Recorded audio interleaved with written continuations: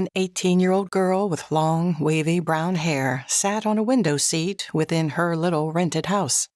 With a sadly pensive expression, she watched the carriages going by.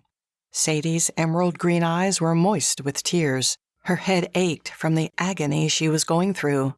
Her beloved father, Mr. Nolan Adams, had left her alone in the world, and only the Saturday before, he had been telling Sadie that he wanted to pull up stakes and move with her out west.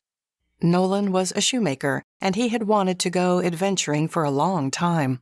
He thought a change of location would help his business grow, for he wasn't making much, even though they lived in prosperous New York City.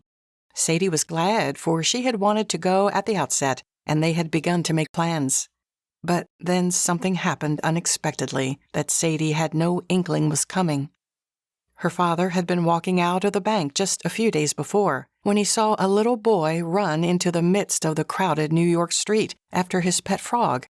Nolan had rushed down the bank steps when he saw a carriage coming towards the little boy, thinking only of saving him. He reached the noisy cobblestone street in record time, pulling the boy away from the carriage that was dashing down the road.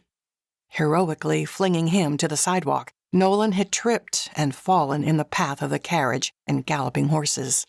The boy and even his frog were unharmed, but the man who had saved a life was mortally wounded.